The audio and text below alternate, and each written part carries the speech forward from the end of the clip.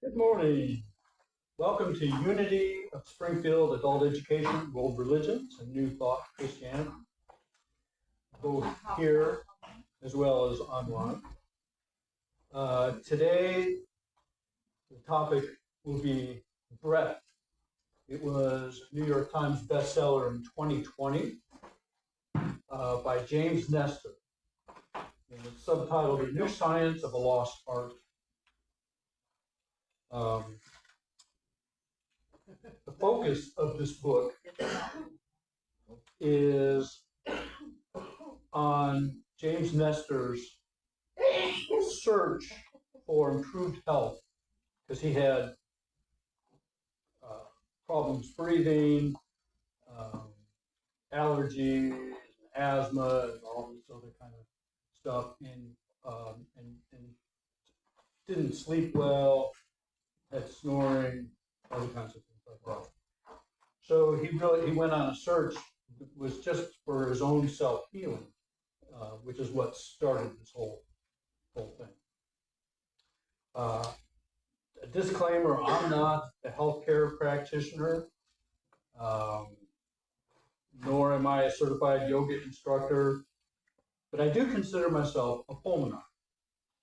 And a pulmonaut is a term that was coined by James Nestor, the author of this book, is someone who explores breathing. And the whole thing about breathing, everything about breathing.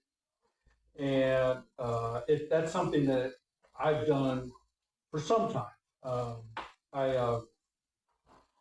Back in 1974, when I was in college, I was a volunteer for people who were in crisis on drugs. And so part of the training session was the first breathing group that I ever went to. And so that was my introduction to looking at conscious breathing, really paying attention to what you're doing. I also have a chronic quitting of cigarettes, particularly in my younger years. In 1982, I was introduced with breathing techniques that have to do with hypnosis and self-hypnosis and neuro-linguistic programming, where just different kinds of things with breathing that I learned. In 1979, I was learned about progressive relaxation and other breathing techniques used with behavior therapy. In 1989, I was introduced to a lot of the mystics from the Catholic Church, like Thomas Merton, Henry Nouwen, Anthony DeMello, and they were mystics who practiced contemplation and meditation, and of course, breathing was a part of those practices. A little difficult without it. Yes, yes, it really is. In 1990, I started jogging, and that was also a time when I quit smoking for 14 years straight. First real quitting of cigarettes. And in 98, I was introduced to John Kabat-Zinn and Marcia Linehan with dialectical behavior therapy, which again was a focus on mindfulness and techniques, and breathing became a lot of another in the forefront, and another group of new techniques.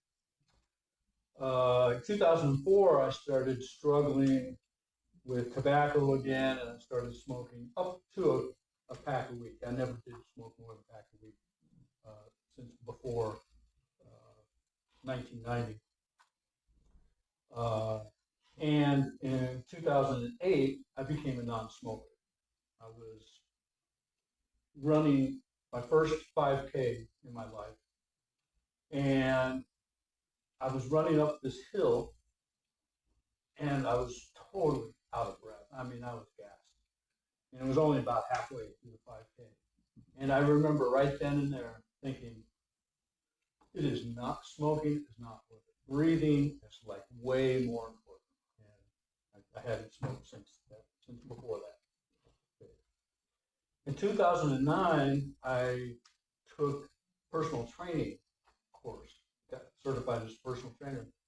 And during the training class, I took my first yoga class. And so that was when I was first introduced to some of the yoga techniques of breathing.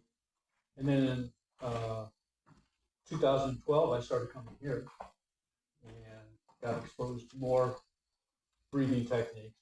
In 2020, I took a yoga teacher training course, 200 hours, and was exposed to more like the Kundalini techniques.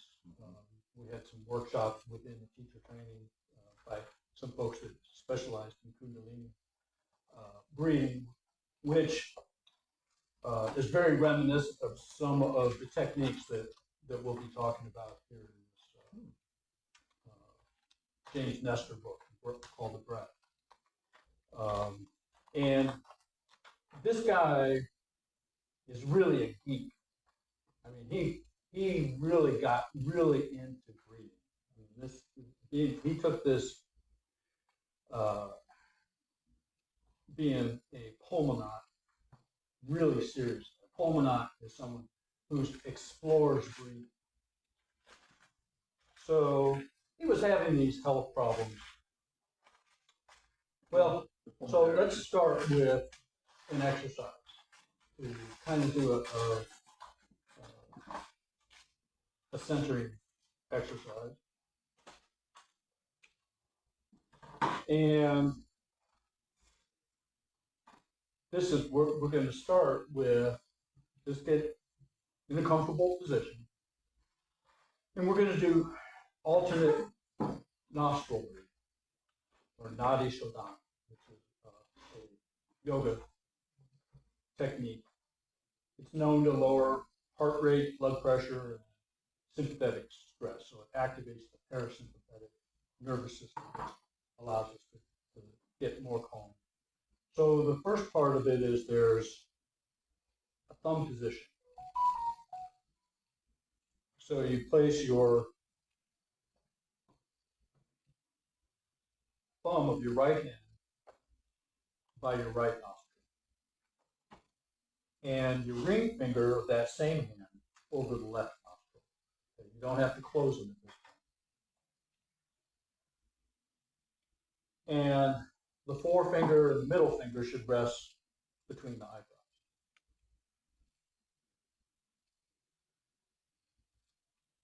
Initially, first thing to do is close the right nostril with your thumb and inhale through the left nostril very slowly.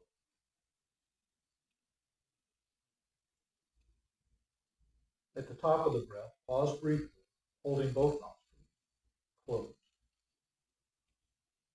Then lift the thumb to exhale through the right nostril. At the natural conclusion of the exhale, hold both nostrils closed for a moment, and then inhale through the right nostril. Continue alternating breaths through the nostrils for 5 to 10 cycles. So it's left or right hand over the right nostril, ring finger over the left, and the two center fingers between your eyebrows. Start with the right thumb of the right nostril. Breathe in to the left. Close. Release. Open. Release. So you just alternate back and forth. So it goes up one nostril, out the opposite, up the opposite.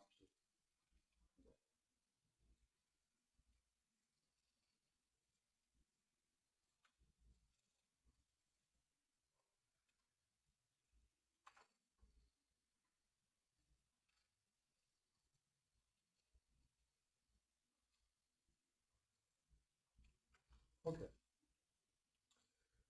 So he gets into a lot of the evolution of the anatomy of breathing. So the anatomy of breathing is our mouth, throat, nose, and obviously our lungs. And as he's doing this, but he also is doing a lot of experiential. So it's part of this book is about the anthropology and the history of humans and breathing and how we've actually morphed as we've become modern humans, brought on by industrial age. Initially, changes started when humans started growing grains in the Mesopotamian Valley, and which meant that we started eating softer food. We were chewing less bones and actually changed the shape of our heads. And also, when we had food more readily available, our brains started growing, and that also started. So it gets into this in a pretty nerdy. And I'll share some of this with you, but I won't. You have to really read this book and really go into the. And he gets into some gross details that I won't share all of it. Oh, come on. Why do you think we came here? So some of the little kind of gross stuff that he does, though, is it starts off the book talking about his friend Olson. Olson's his last name. So Nestor and Olson are both Holmanons, and they've been corresponding with each other about it because they both have this fascination and interest and have been studying it. And they both found that when they went into the regular standard medical professionals, like pulmonologists, they didn't know anything about breathing. All they knew about was emergency care when people were already screwed. And so they would go in, they could go in and do surgeries and things like that, but they didn't really know much about breathing and the function and how it worked. So these guys were, and as we get into it, we find that they're relearning things that have been known for centuries, but it's one of those things where humans, we keep forgetting and we have to then relearn things over and over. Which, even though this is not really a spiritual book at all, but you can see a lot of patterns that are similar, that inform us about even a spiritual. So he starts off talking about this experiment that he and Olson are going to do. They're going to spend 10 days and 10 nights with forced mouth breathing. So they're going to stuff up their nose. So they can't breathe through their nose at all. And they can only breathe through their mouth. We've all been there. For 10 days straight without ceasing. Okay. And then they'll spend 10 days of only nasal breathing. How do you force them out? So that's very interesting. He has a whole chapter on that. But he ended up using that soft white medical tape and just putting it in the middle of the lip, like right below a Hitler mustache. And that rather than forcing it shut, because by that time they were so glad to be able to nose breathe, but it would be enough that if they tried to, when they were sleeping, if they tried to mouth breathe, they would feel it and kind of wake them up, and they continue to nose breathe. So Homo sapiens came on the scene 300,000 years ago. And if you look at the larynx, and the larynx is back in the throat, and it acts functionally to shuttle food into our esophagus and prevent that food from going into the trachea so that it doesn't go into our lungs. And so it's like a gateway deal there. Initially, the larynx was higher up, but that changed.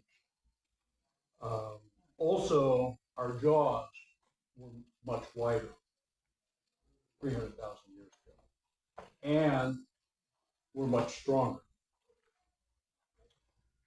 And that allowed for, then as humans developed, the larynx sank down.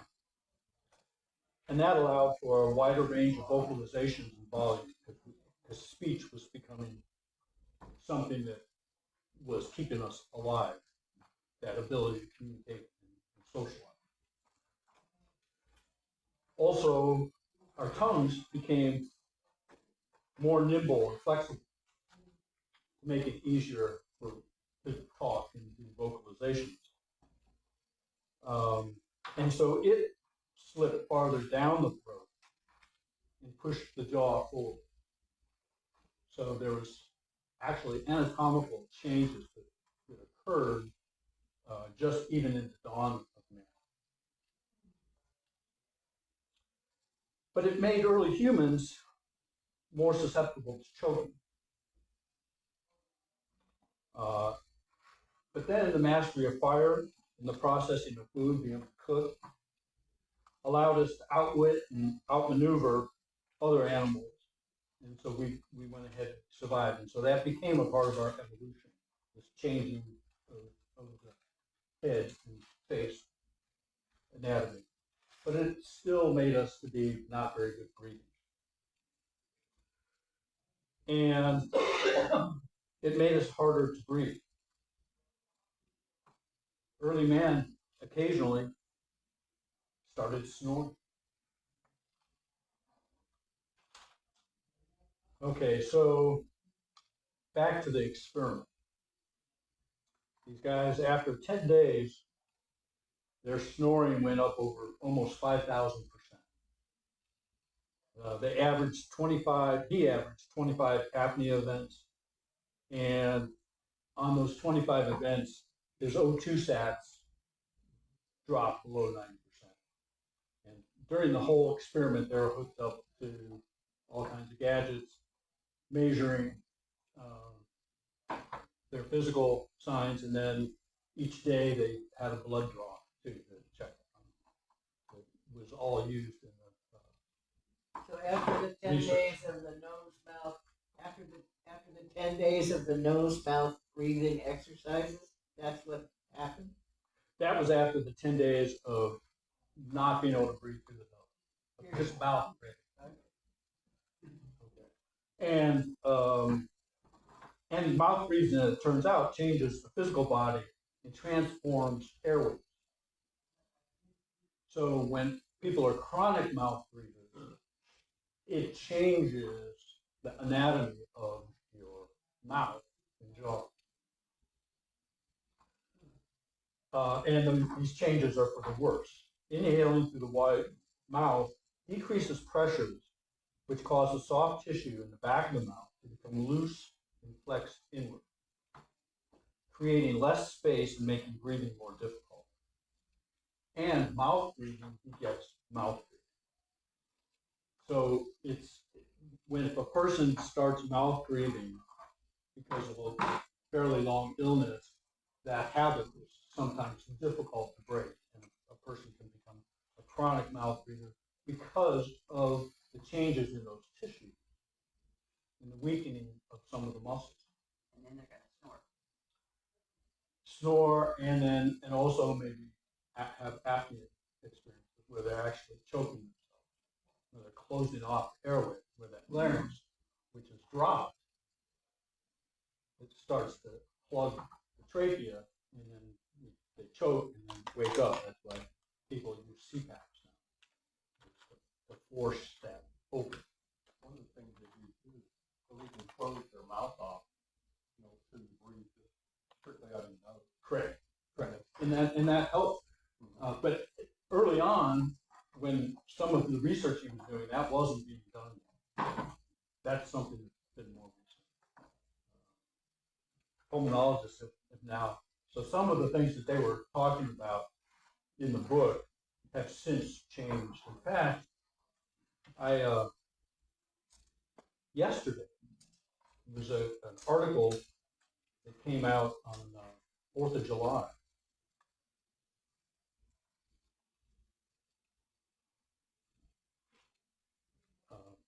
By a personal trainer. It said, every breath you take affects how you move, and here's how to fix both. And she goes into the fundamentals of breathing biomechanics. It was written by Dana Santis, wrote the article from CNN. And that you average more than 23,000 breaths a day, and diaphragm, all this medical stuff that just was relating a lot to the article, and one of the lots of the book. And one of the things I found out was that a lot of the stuff that's in this book has become more mainstream in the interim since 2020, when this book was published, which is good. It's a good thing because people are starting to become more aware, and it's and doctors are, and at least nurse practitioners are becoming more aware of Isn't that interesting too? That's what COVID did. Yes. With 2020 when Yes. the book came out. Yes. Yeah. Although he did most of his research pre-COVID.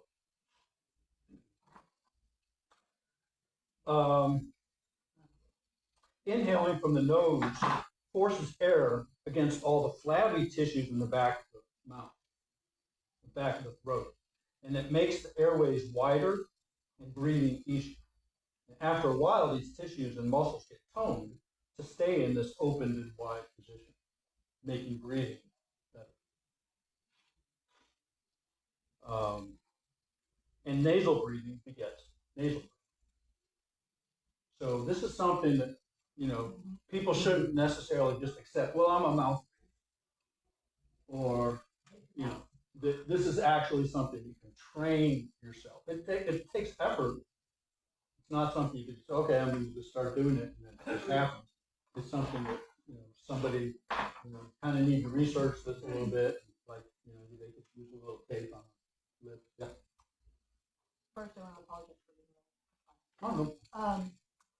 just running, if you're out of breath and you're running and getting in shape, I tend to mouth breathe more. So would it be better, if you ran only to the amount that you could keep nose breathing? Okay, that's a great question. And doing an exercise is never a bad thing, okay? Unless you're hurting yourself in some way, injuring yourself. And to be able to use exercise and breathe through your nose is superior. However, both of those activities will increase your lung capacity, your VOMAX. And when your volume of oxygen in your lungs increases, then you'll be able to nose breathe longer.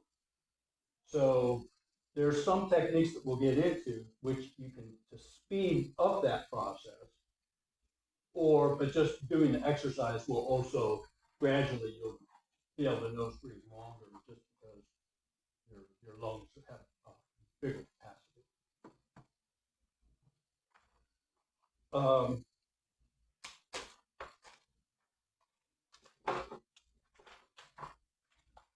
So then he just really gets into the nose.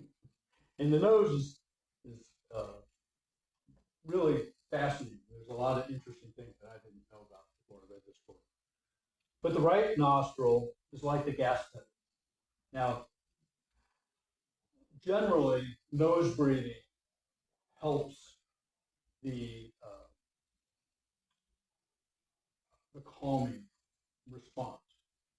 But out of the two nostrils, the right nostril is more of the activating nostril, gas pedal. Circulation speeds up, the body gets a little hotter, and your cortisol levels come up a little bit, blood pressure and heart rate all increase. Not a lot, but compared to the left nostril. The left nostril, on the other hand, activates the sympathetic nervous system or the parasympathetic, and is more of the brakes. Going back to the right nostril, it feeds the left hemisphere of the brain. So the right nostril, the left side of the brain. And that's hitting the prefrontal cortex, logical decisions, language, and computing. The left side is parasympathetic, rest, relax, lowers blood pressure, cools the body, reduces anxiety, and influences creative thought, mental abstractions. So you can use some of these, either the alternate, and really what comes on through the book over and over again is balance is health. So there's, as you get into some of the other techniques, some of the techniques require mouth breathing. So it's not that the mouth breathing is bad and nose breathing is good, but if nose breathing is your go-to, your default, that's healthy. But when you're being conscious about what you're doing, you'll stray from just the default.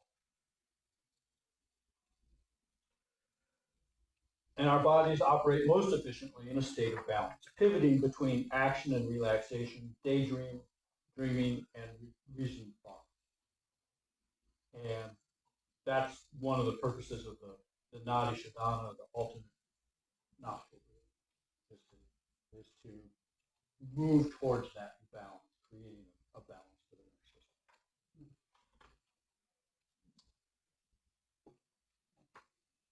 So the magic of the nose and its healing was not lost on the ancients.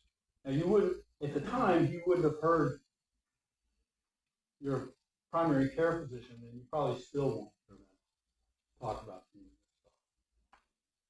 But in 1500 BC, the Ebers Papyrus, one of the oldest medical texts discovered, wrote of how the nostrils, not the mouth, were supposed to feed the heart and mind. In Genesis 2:7, the Lord God formed man of the dust of the ground and breathed into his nostrils the breath of life. And man became a living soul. A Chinese Taoist text from the 8th century AD noted that the nose was the heavenly door, and the breath must be taken in through it. Never do otherwise, for breath would be in danger and illness would set in. So they're telling you not to mouth breathe? They're telling you that your best default breathing is through the nose. Resting breath through the nose is advantageous. It helps keep the back of the throat wider, more toned, and more likely easier to breathe. Just makes it easier to breathe. And again, most medical professionals say it doesn't matter whether you breathe through your nose or your mouth, but that's changing. That's starting to change. During the 1830s, George Catlin went on Missouri River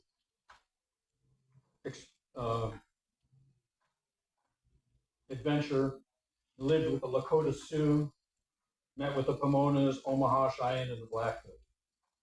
He was quite impressed by their health, their size, the relative size of being 6 foot and up, and the good teeth that they had, and how athletic they were, and strong they were. And they attributed it to nose breathing when he asked about this. And then 20 years later, he went to South America and found the same practices in indigenous communities in South America and the Amazon area. And then in 1862, he wrote a book called The Breath of Life. And so this, again, this is one of these things that was known, it was out there, but was quickly forgotten. Because people would have to pay attention and focus on what they were doing.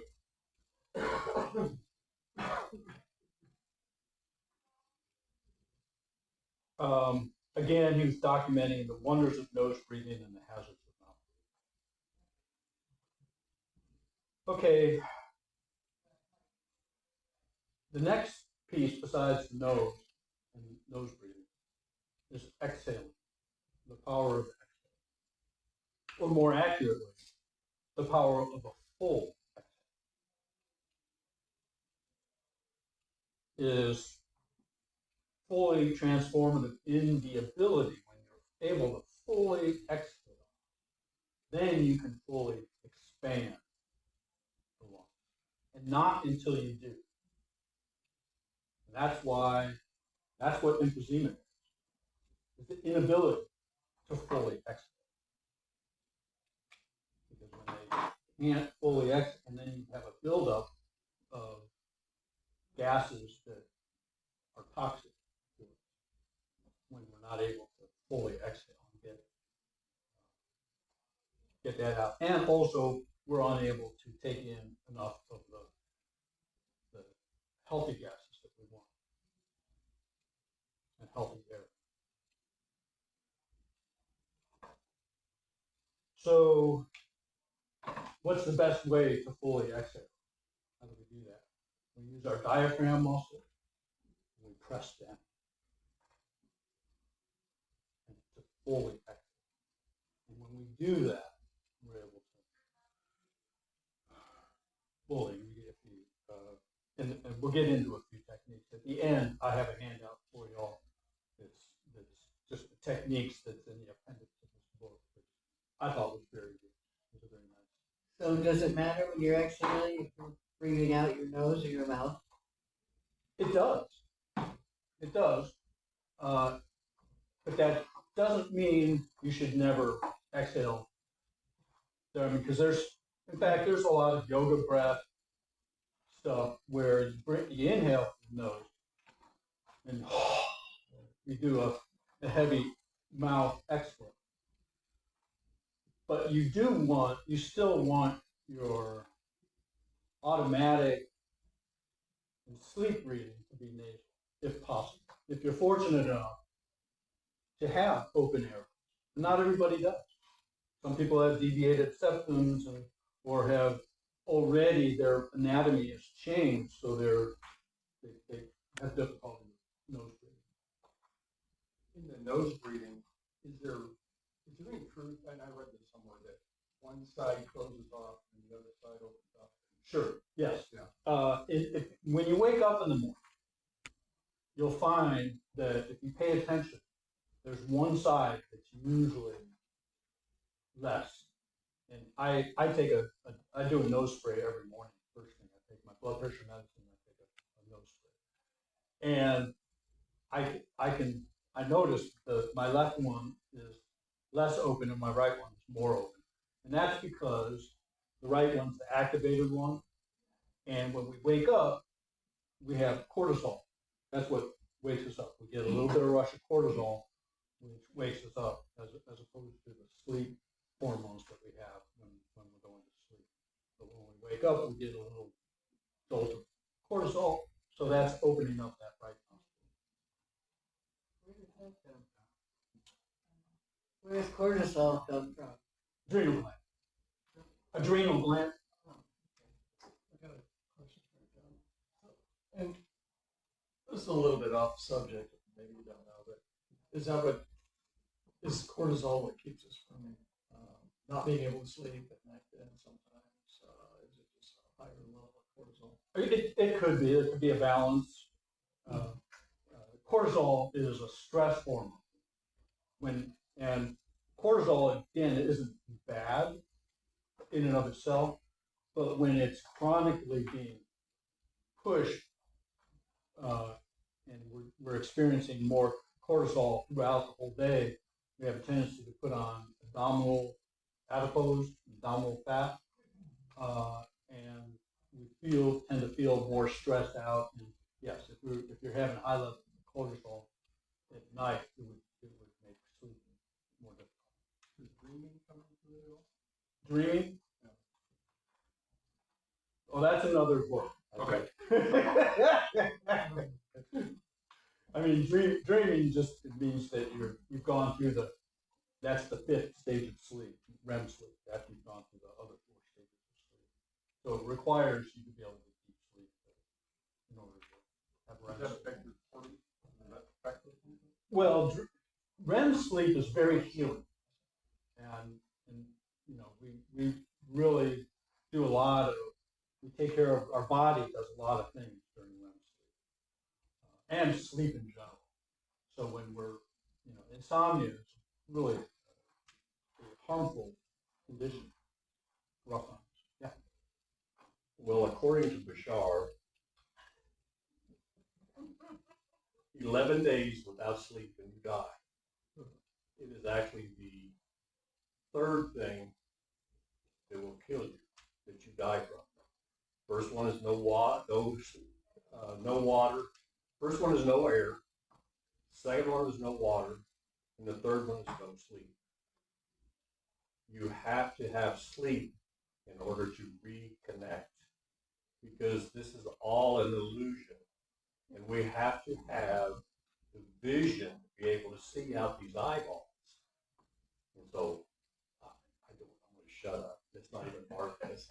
Well, yeah, we're not so much into sleep. The main thing about sleep with this with James Nestor's book is that your automatic breathing.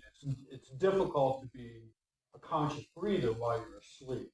So the more you can train yourself to be a nose breather and have that be your automatic breathing type, you're going to, well, first of all, you know, your mouth is more moist and less dry if your mouth, but also the things about how it changes the muscle tone and such in your jaw and your mouth. Now, there's some other things that we'll get to a little bit later that you can do to help those, even if you are a mouth breather. We'll get into some of that. There's some chewing exercises. Is there an indicator that tells you you're more of a mouth breather than a nose breather? A partner. Oh, gosh. When No, you're sleeping. never mind. Dry mouth would be one. Okay. You do tend to. You know, the heart math people, Yeah. a lot of Braden and stuff will always say breathe in the nose and out the mouth and Mhm. stuff. Is there any actual scientific or you know reason for that, or it just keeps you awake? Well, I think that they do that because when they want you to do a complete exhale. And if you're pushing out through your mouth, it's a little easier to do a complete exhale. But if you practice, you can do it all through your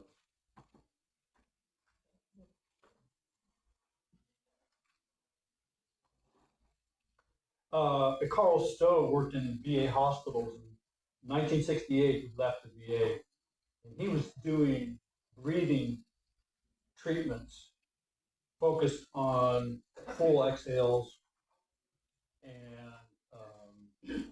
breathing, other breathing kind of techniques, using nose breathing and other kinds of techniques, and had a really good record. But when he left the VA, they stopped doing this treatment.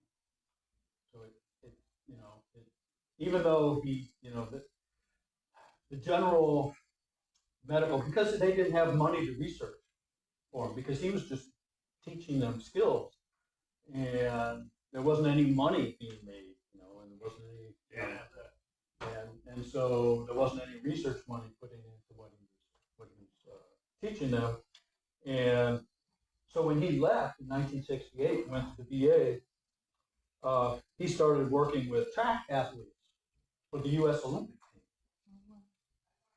and started helping them. He was credited with helping them with their big success that they had in Mexico, where they won a bunch of medals and stuff. And there were some quotes in the book from some of the athletes. So the next section here is slow and less. So allowing CO2 to increase. What they found was our oxygen didn't decrease. If you use breathing techniques, like really exhaling and then not inhaling too much, and then really focusing those breathing techniques that are heavy on the exhale and heavy on the hold, increase carbon dioxide. And that's actually a good thing, to a point. You can overdo it, but to a point, yeah. I would think that the slow, controlled exhale would hold oxygen in your lungs longer and give more a longer exposure of the air to your lungs, allowing more oxygen to get into your bloodstream. During the inhale, half of the breath. What about the exhale? That's what During the exhale, it's still in. There's still some in there, yeah. It doesn't totally disappear. And they found that when you have increased carbon dioxide in your bloodstream, it increases the capacity of hemoglobin to carry oxygen. And it was totally unexpected. Most doctors had no idea that was actually taking place. And that's something that's just occurred in the last decade or so. That when you increase the carbon dioxide, your blood carbon dioxide, and that it triggers a mechanism so that the hemoglobin can carry more oxygen. And hemoglobin are certain kinds of red blood cells that carry oxygen. I think that Wim Hof does the same thing. With Yes, this Wim Hof is Yeah. interesting. Because technically you could die and not die. Right. You can have an NDE from breathing and not die. We'll get into that. Okay. So let me move. So also slow breathing is found in prayer. The Om Mani Padme Hum, the traditional Om, and many other prayers are the Holy Mary, the prayers. They're all 6 seconds to vocalize, followed by 6 seconds to inhale. They're within all of these chants, they're utilizing these healthy breathing, slower breathing habits.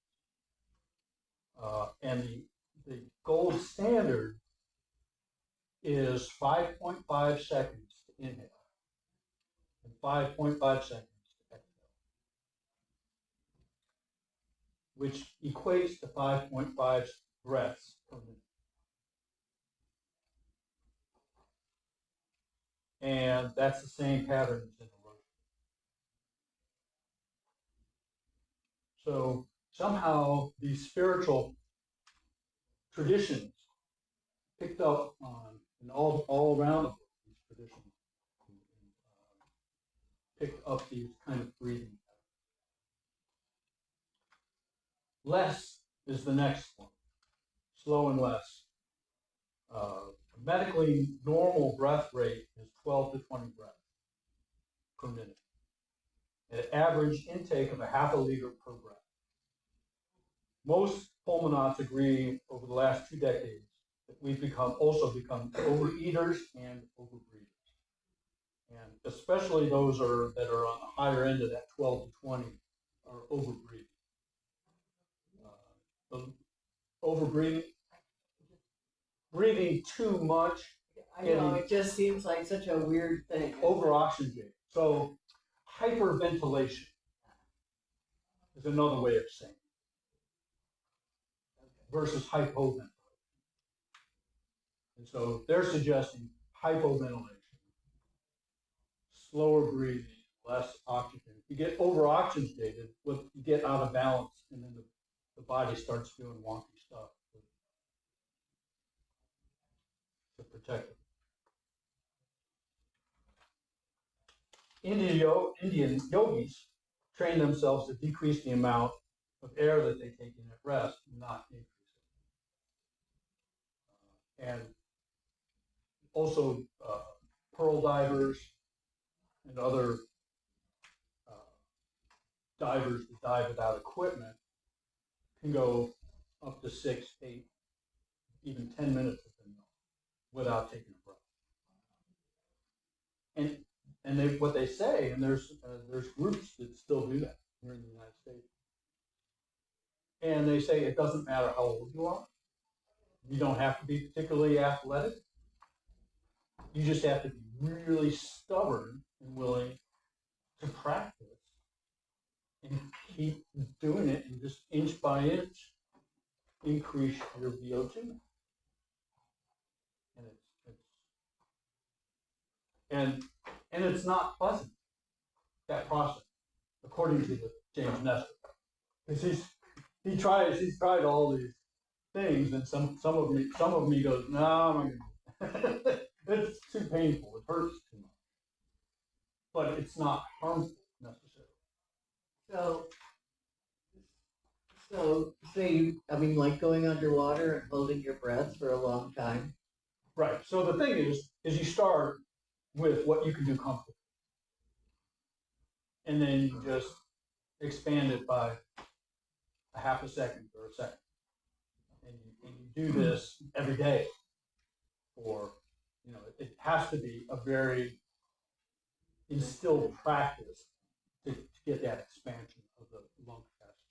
It's not something that happens overnight. It's not something that in the I want it yesterday mentality our culture works. I've noticed that I was experimenting with breathing, and it was not very difficult to reduce my breathing rate, my breath rate, to about 3 breaths per minute. And then I got to where I could go to 2 breaths per minute. Is that harmful in any way, or is it particularly beneficial in any way?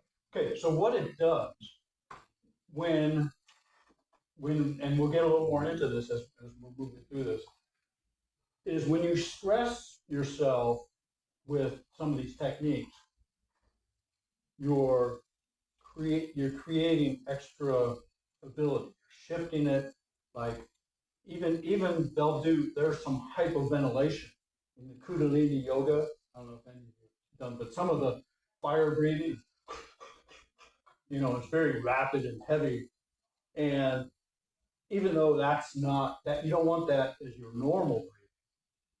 But by doing that, you're switching. It's like you're switching something in your system that then allows you to get an even more calm state afterwards. So some of these have techniques, and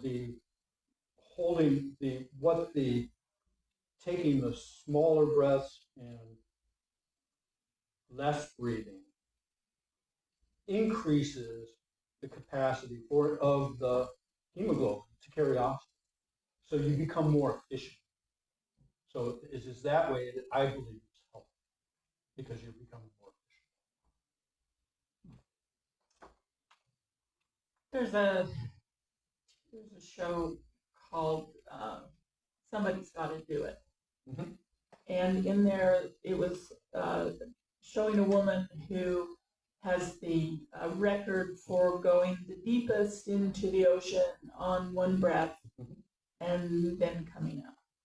And what they said is that to the depths that she went, you should have to do a decompressing for bends, but she was doing it with breathing, and she didn't need to do that. So, and actually they, you know, they had things on her to monitor, and at a place where she should not have had as much oxygen, she still had plenty. Yeah, because she just increased the capacity. She just had an extremely efficient transfer system. Why wouldn't she have the bands? Why? Or Well, okay, so she didn't just one day go that far. no. But what she did over time, she trained just like we'll get into the chewing and different kinds of things. Your body, your anatomy actually morphs when you put it at certain levels of stress. And so you strengthen things. So some of that's going to be in diaphragm. And also there's a feedback loop system in the body that even when you go 10 foot down and up, gets a little bit stressed.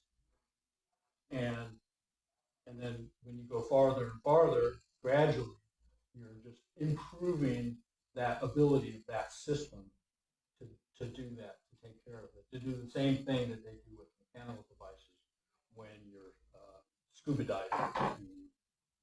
But you know, in scuba divers, they do that. They come up at a certain rate, or they risk getting the bends. But some who have been doing it for years and years don't have to. So it just depends on if you've conditioned your body to take care of that. Chinese doctors 2,000 years ago advised 13,500 breaths per day, which works out to about 9.5 breaths per day. Tibetan Buddhists prescribe step-by-step instructions to reduce and do calm breathing for aspiring monks. To be clear, breathing less is not the same as breathing slowly. An average adult lungs can hold 4 to 6 liters of air. So if we practice slow breathing at 5.5 breaths per minute, we could easily be taking in twice the amount of air that we need. A key to optimum breathing and all healthy endurance and longevity benefits that come with it is to practice fewer inhales and exhales in a smaller volume. To breathe and Wait, to breathe. I'm confused. Okay, That so confused me. the key is to practice fewer inhales as well as exhales in a smaller volume. So taking, rather than doing a deep breath, gradually lessen the intensity of the inhale. So you're actually learning, because there's the oxygen. What you're doing is you're doing what Don did, is he's training his hemoglobin to be more efficient and carry more oxygen. So it's more of it's getting off-boarded into the hemoglobin. So you're doing shallow breathing? Yes. Yes. Conscious. You don't want this to be your habit breathing, but it's a technique that you can use consciously to increase your capacity. Is there a way to change your habit breathing to where you don't have to think about it all the time? You know, Yeah, 10,000 times of practicing something. Or maybe 1,000 might work for you. I mean, it just depends. But yes, just repetition. I'll start with that.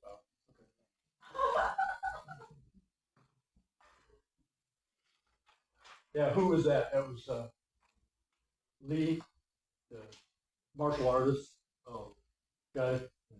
He said, yeah, 10,000 times you'd be expert at anything. And James Councilman was an Olympic swim coach, and he used the breathing less techniques. And in 1976, they had 13 gold, 14 silver, and 7 bronze, setting world records in 11 events. He also was Mark Spitz's college coach at the University of Indiana. And taught that to his college swimmers. And, so there was some, it can be useful for elite athletes, and we're not necessarily wanting to be elite athletes. We just want to have good health. But unless you do want to be an elite athlete, they can be helpful. And they use what's called a Badiko method, who's a Russian physiologist who, again, 1800s or early 1900s, late 1800s, discovered techniques, and he was esteemed in Russia, of course, in Siberia, for training people who were ill and had lung diseases and stuff, and he did some writing, publishing, which has come into the. And one of the techniques that I'll share with you on the handout is, but there's some information where you can track it down. The techniques that I'm going to share with you at the end, since we're getting close to the end, are basic ones that you can't hurt yourself. And I gave you some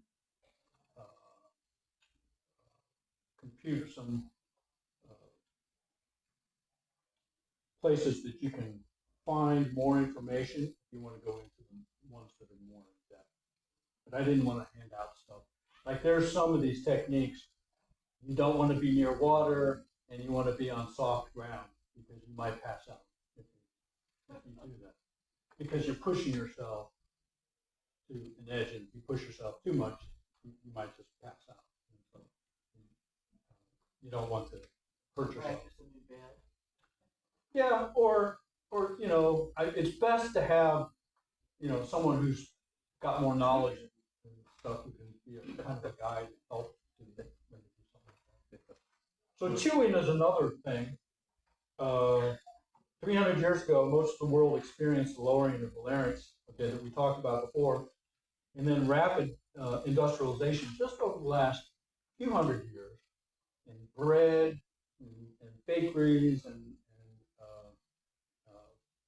people, processed foods and so on and so forth, has just really made it worse. And he went to the cataphiles, or he met with these cataphiles, and they went into the catacombs underneath Paris. And what's interesting there is they buried a poop load of people there, from the 1600s up to the 1800s. And so they had instant skulls to compare, to look at their jaws and see how quickly these changes occurred in just a few generations from a change in diet that the Industrial Revolution created.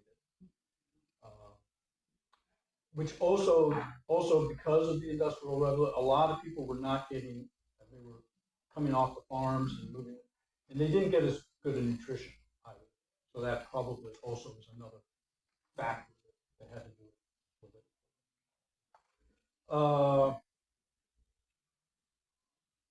And they talk about cultures in Alaska. They eat seal meat, fish, lichen, Melanesia, and pumpkins, pawpaws, coconut crabs. Central Canada, where the only food in the winter was wild animals.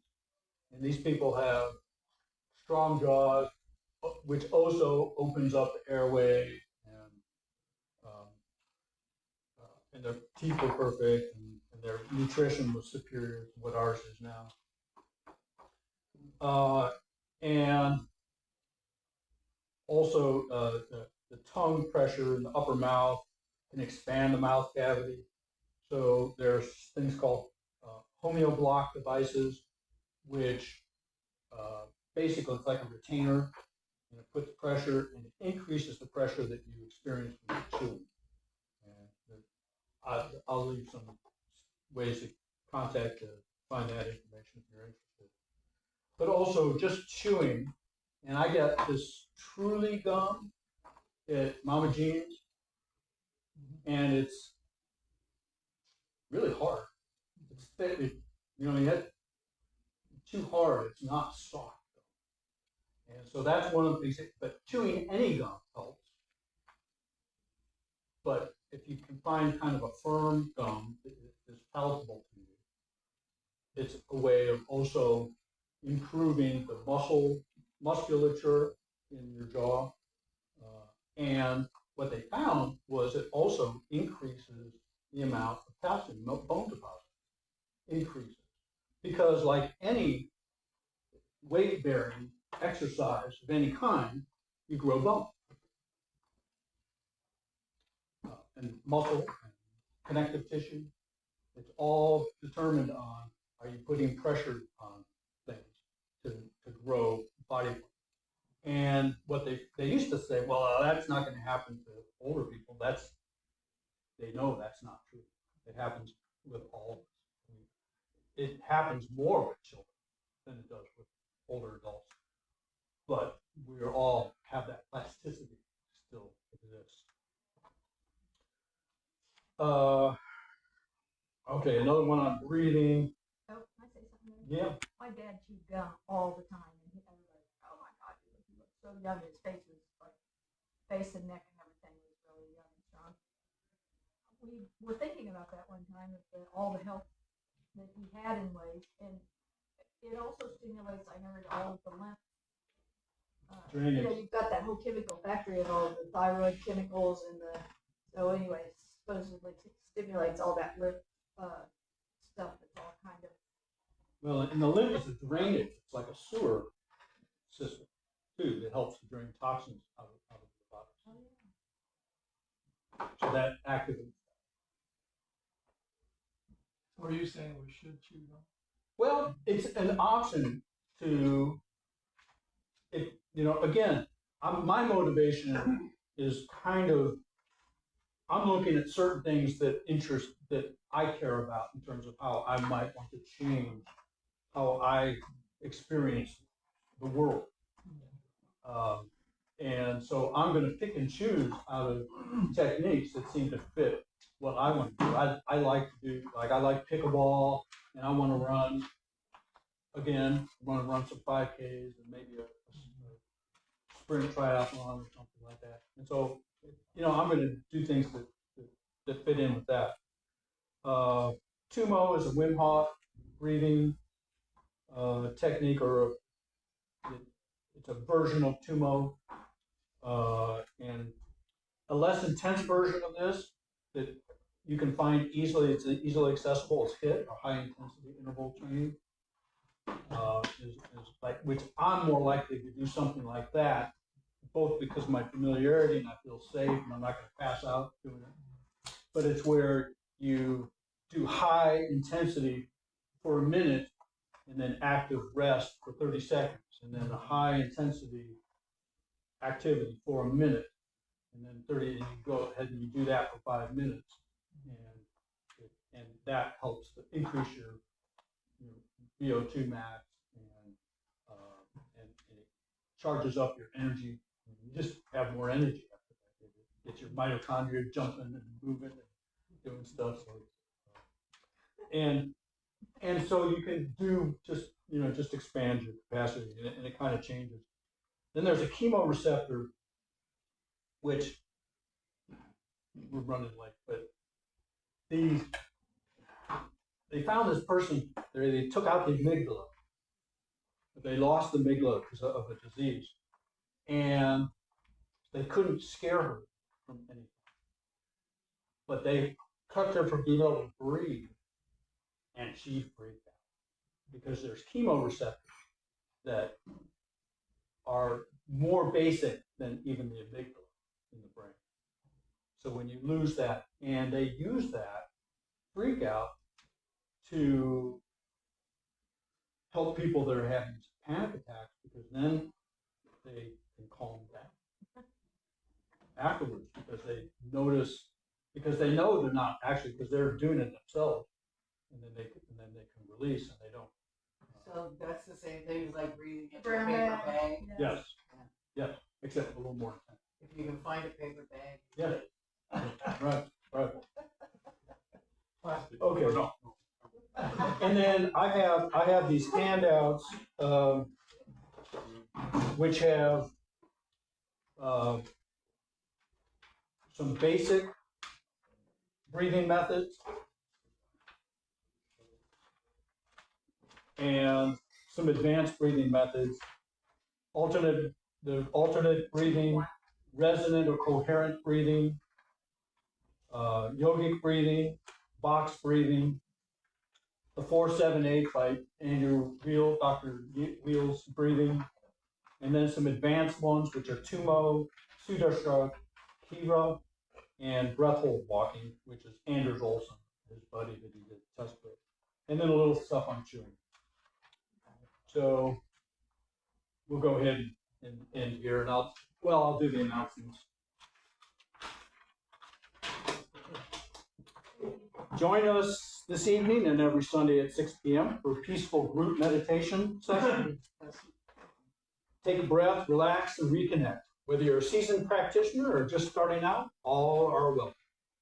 You're invited to the next Prosperity and Growth Team meeting this Wednesday at 6 p.m. Your insights and ideas are welcome and vital as we explore opportunities for growth and sustainable success. The Navigating Grief Group is taking a summer break.